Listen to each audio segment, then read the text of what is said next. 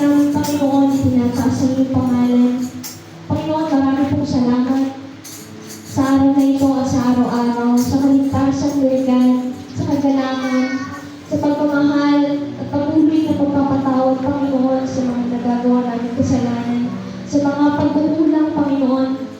Marami pong salamat sa muling pagbangon sa aming pagkakadapa, Panginoon.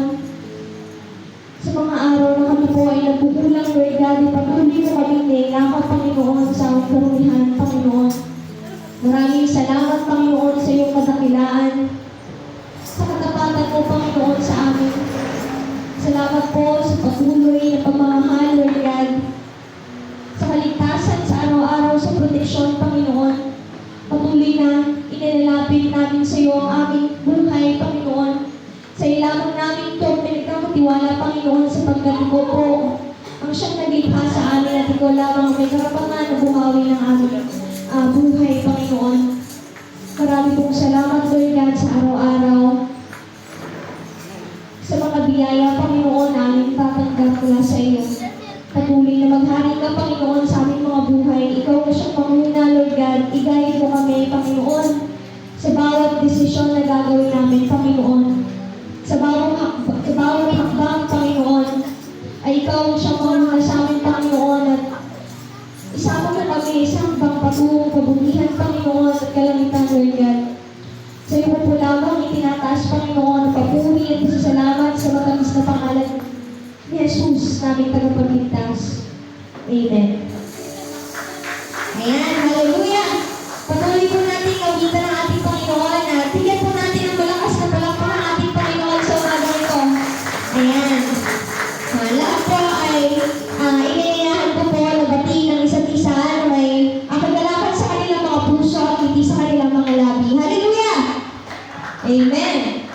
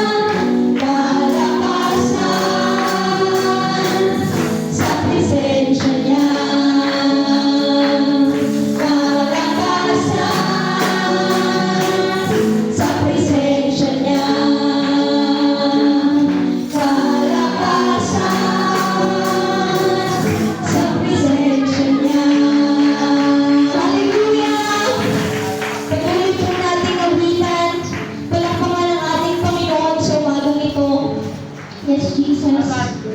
Patuloy po natin siya itaas at pagpunihan. Yes, Lord.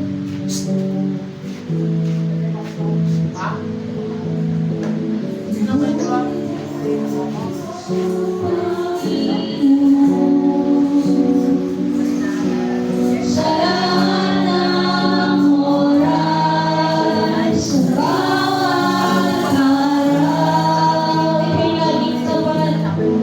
Ika'y laging tapat mong magmahal sa Panginoon. Ang iyong lason ay mapawalang hanggan.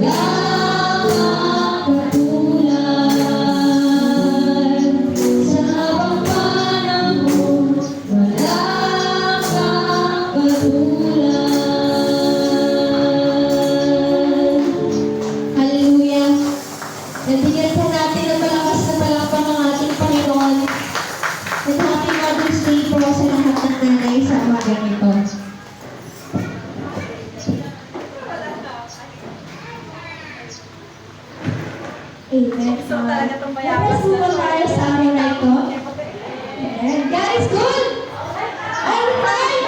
Dalawa lang kayo. Amen. Ngayon po ay butang sa testimony. Ano nangyari sa kanya? Lahat po na. Ayaw po.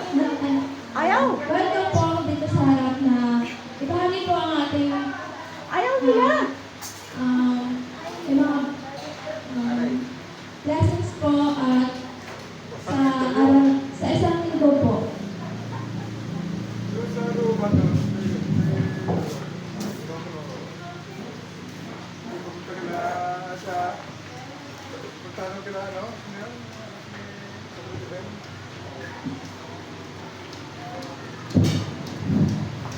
Magandang umaga sa ating lahat.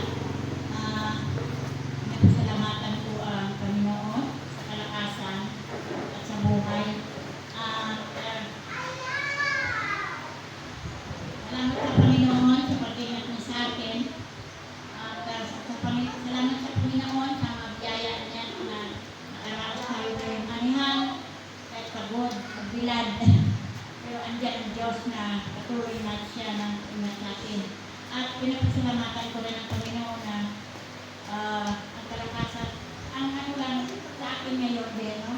Yung ating paningin. Tukso talaga itong bayabas na to eh. Habang nagpanalagat. Hindi ko na Sige, sige lang. Habang naghanapit sa akin. Sabi ko, nagina na ang paningin. Hindi yung maging hadlan para maglingkod tayo sa Panginoon.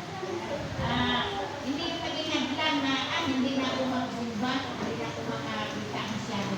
Pero sila sa Panginoon na yung kalakasan. Kahit tayo na ang paningin, pero ang aking resistensya ng aking kapatid ko pa rin. Ang paningin lang, kailangan ng talaga mag-ingat tayo sa pagkakataon ko. Kaya minsan ko kayo na dyan ako, hindi ko kayo mabate, pasensya na. Dapat kayo ang kasi boses lang ang kilala ko ngayon.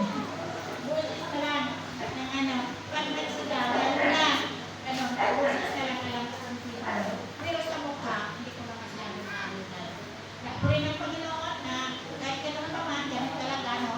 Kahit tayo ay sabi ng iba na hindi dapat pila na matanda para makina ang paningin. Pero siguro na, talaga naman yan, ang ilang natin ay hindi, talaga siguro na pag ng tao na mahina na talaga kasi lalo na yun sa mga bataan na yun kasi ilang taon pa lang, cellphone na. Eh kami nga na wala noon yan, sa edad namin ngayon, kahina ang paningin. Yan kabataan pa, kaya kayo mag-ingat-ingat rin. Kaya sabi ko nga sa aking mga apo, yung sinasabi ko ngayon, sabi ko darating ang araw, masabihin nyo sa sarili ninyo, sa mga anak mo, na tama kami sa panahon namin ngayon. Kasi ako, sa panahon ng nanay ko, sabi ko tama sila. Kasi ako ngayon naranasan ko na. Kaya ngayon ang mga kabataan, medyo magano rin sa mga gadget. Kasi ako nga na hindi namin naranasan yan noon eh. O kaya hindi na natin yan, sumarilin pare, kasi nidadan ko sila pare nakling, si King Concept. Kaya yun, kay dada namin. At pinapasalamatan ko rin ang Panginoon na yung ano niya, yung presensya niya na nakilala ko siya.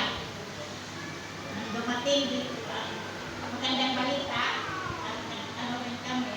Kaya salamat sa Panginoon. Kasi kung hindi ko siya kilala at i-compare ko sarili ko sa iba natin dito na siguro na hindi ako makatayo dito.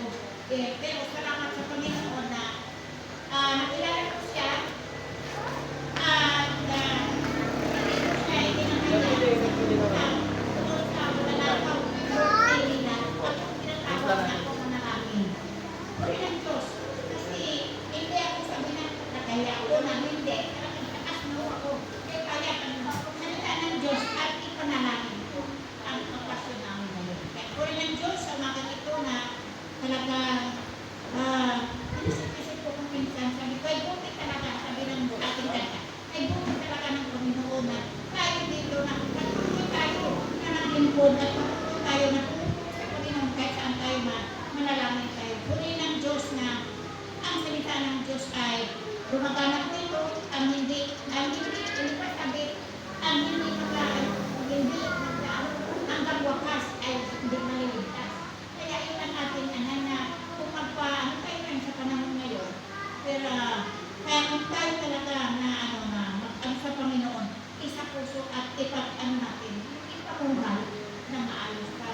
ang Diyos ay lagi sumasabi. Talaga, sabi nga ng ano sa pangyayari natin ngayon, yung puro ko napapanood din yun sa Facebook ngayon, yung insurrecto, sabi niya, God's work in mysterious ways. Yung sa mga nangyari nga sa atin, dati po sila. Wala. God's work in mysterious ways. Praise God.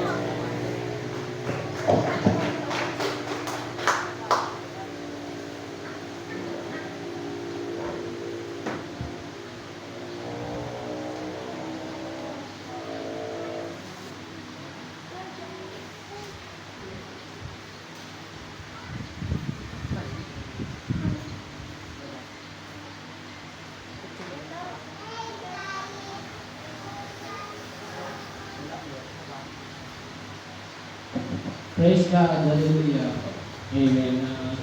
Ako po ay nakakalak na magpasalamat sa Panginoon dahil sa protection ng Panginoon at sa kabutihan ng Panginoon dahil nung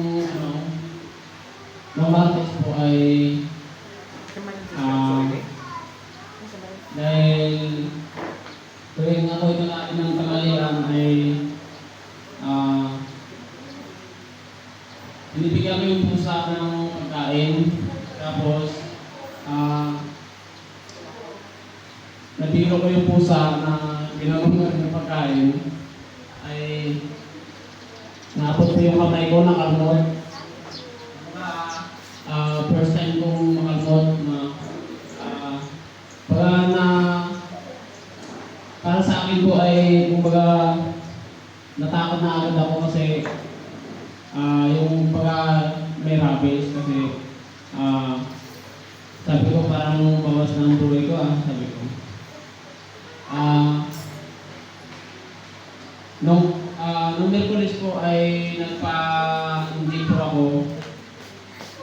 Hindi naman sa ano po ay 3 turong po ako, pangatlo ay anti-tetano. Talagang sa time po ngayon ay pag wala po talaga tayong nasa, kumbaga wala po tayo sa mga simpleng pagsubok o kaya yung mabigat na pagsubok ay parang easy lang po talaga tayo. Kaya salamat sa Panginoon dahil kung humingi tayo ng guide sa Panginoon, kumbaga ikalma lang natin sarili na ang Diyos ang bahala, ang Diyos ang gagawa ng magiging maayos. Salamat sa Panginoon dahil nung pumila ko ay katagal ng oras. Salamat sa Panginoon dahil sa mga ganung bagay ay natututo rin ako. Parang pagdating kasi sa ospital ay parang akong naiinip sa ospital pag nandun ako. Salamat sa Panginoon dahil talagang ang Diyos ay nagpo-provide at ang Diyos ay mabuti sa lahat. At yun nga po ay mapalit naman ako bukas at sa 14. Kumbaga hindi pa parang masakit pa yung ano ko ay turok na naman. Pero God is good po. God will provide. Dahil po sa kabutihan ng Panginoon ay at sa opportunity po na ako kapag gusto kong ay gusto kong mauhin para sa Panginoon dahil sabi sa Panginoon, sabi ng Diyos sa James ba yun na sabi doon ng nagagalak ay magbigay ng papuri sa Diyos.